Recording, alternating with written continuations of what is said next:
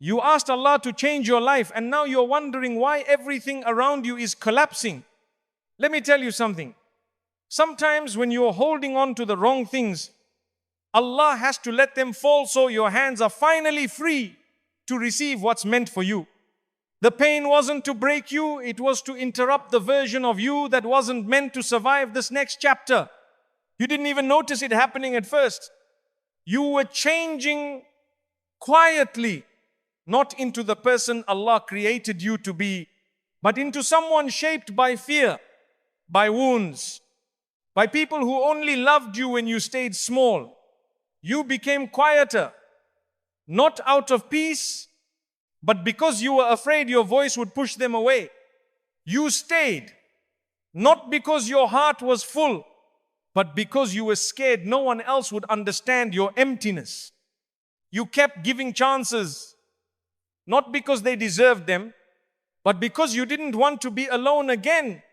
And slowly, without realizing it, you started losing yourself to protect what was never written for you to keep.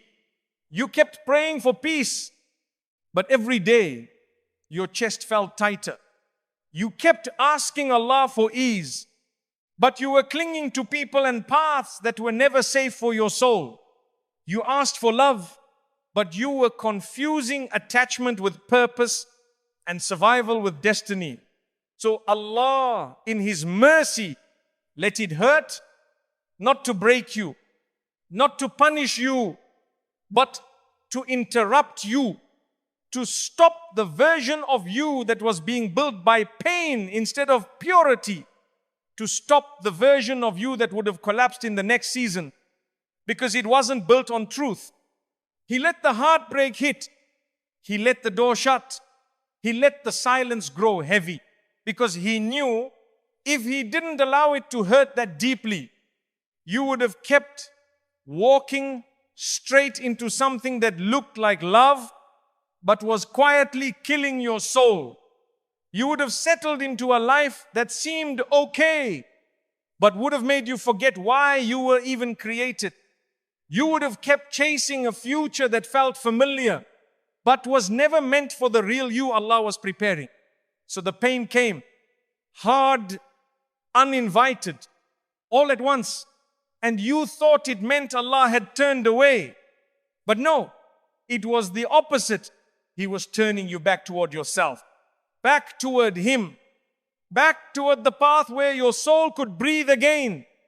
Because the truth is, the version of you that needed to die was the one that forgot your worth. The one that kept trying to fix others while you fell apart silently. The one that kept giving your energy to people who only showed up when they needed something. The one that thought being loved meant being less. Allah saw that version and He said, no more. Because the next chapter He's written for you requires strength you haven't tapped into yet. Requires clarity you couldn't have while your heart was still crowded with pain. Requires faith that can only come after everything false has been stripped away. So yes, it hurts. It hurts to let go of who you thought you needed to be. It hurts to feel everything fall apart. It hurts to lose what you thought you couldn't survive without. But what's even more painful is staying in a version of yourself that was never meant to carry your future. This pain, this deep soul-tearing ache you feel is not your punishment. It's your rebirth. And every time it aches again, know that it's just another layer of the old you being removed. So the version Allah always intended can finally rise. You're not being broken. You're being rescued. You're not being delayed. You're being interrupted before you lost yourself forever. And sometimes that interruption is the most beautiful form of mercy Allah can give. You kept waiting day after day. You kept praying, hoping, asking for a sign, for movement, for change. But all you got was silence. No shifts, no clarity, just stillness. And in that stillness, your heart began to panic. You wondered, did Allah forget me? Did my du'as not reach Him? Why isn't anything happening when I've tried everything I can? But what you didn't realize was that the silence wasn't a rejection. It was protection. It was a divine pause. A gentle hand pressing on your chest, keeping you from walking into something that looked right on the outside, but was slowly destroying you from within. There was something or someone in your life that you were holding on to with everything you had, but it wasn't clean. It wasn't safe. It wasn't written to walk with you into the next phase of your life. It was comfort, but it was toxic comfort. It felt familiar, but it was quietly draining your spirit in ways you didn't even see. You were surviving, not thriving. You were attached, not aligned. You were slowly being poisoned by a situation, a habit, a relationship, a mindset that looked harmless, but deep down was pulling you further and further away from your fitrah. And so Allah kept you still. He stalled your steps. He let the doors stay closed. He let the answers stay hidden. He kept the progress frozen. Because if He had moved things forward while you were still carrying that burden, you would have taken it with you into the next stage. And it would have corrupted everything. He loved you too much to let that happen. So He made the silence louder until it forced you to stop, to reflect, to finally ask yourself, what am I still holding on to that Allah already told my heart to release? It wasn't a delay. It was a detox, a spiritual pause, so the poison could leave your system before it spread into your future. And yes, letting go felt unbearable, because sometimes the thing that poisons you is also the thing you once begged Allah to keep. But Allah knows. He knows what's ahead. He knows what you're not ready to see yet. He knows that some things, no matter how beautiful they seemed, were only meant to be temporary. So that silence wasn't empty. It was full of mercy. A mercy that said, I won't let you walk into what you're praying for with a heart that's still infected by what I removed. Sometimes we think the silence means nothing is happening. But behind the scenes, Allah is clearing the path, cleaning your soul, rebuilding your foundation, and removing whatever would have poisoned your peace after it arrived. So next time you feel stuck, next time you feel like nothing is moving, don't ask, why is Allah delaying me? Ask, what am I still holding on to that Allah is trying to remove with love? Because the moment you let go, the silence will break, the path will clear, and the poison will no longer have access to the new life Allah is preparing for you. You cried for a sign, so Allah let the pain speak louder than any sign you would have listened to. You were desperate, desperate for guidance, desperate for a sign, desperate for something, anything that could tell your heart what to do next. You raised your hands and begged Allah, Ya Allah, just give me a sign, make it clear, make it easy, make it obvious. You cried, maybe even screamed inside your soul, because you didn't want to make the wrong choice. You didn't want to walk away from something you were emotionally invested in. You didn't want to give up on a person you had wrapped your future around. You didn't want to accept that what you wanted might not be what was written.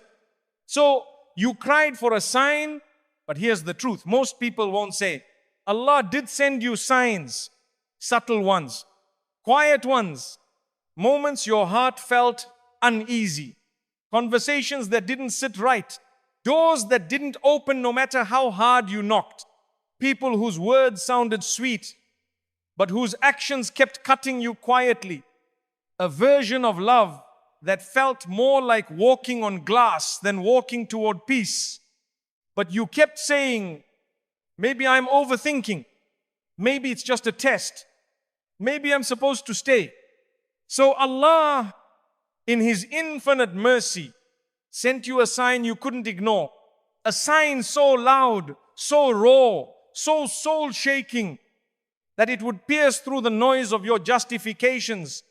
He sent you pain, because pain is the one sign we all understand. Pain doesn't lie. Pain doesn't wait. Pain doesn't ask for permission. It just hits straight through the heart. And when Allah sends pain as a sign, it's not because He's cruel. It's because He knows how gentle you are, how much you love, how long you'll keep holding on, even when you're bleeding. So He sends the pain not to punish you, but to protect you from staying in something that looks fine on the outside, but is crushing your soul on the inside. The pain was the answer to your dua. You just didn't expect it to look like heartbreak. You thought a sign would be peaceful. But sometimes the most merciful signs are the ones that hurt the most, because they save you from things you didn't even realize were drowning you. You see, Allah knew that if He whispered it gently, you wouldn't listen. You would have stayed. You would have convinced yourself to try harder, to be more patient, to wait just a little longer. So He made it unbearable. He made the pain heavy, so heavy that you finally let go, because nothing else could have made you walk away.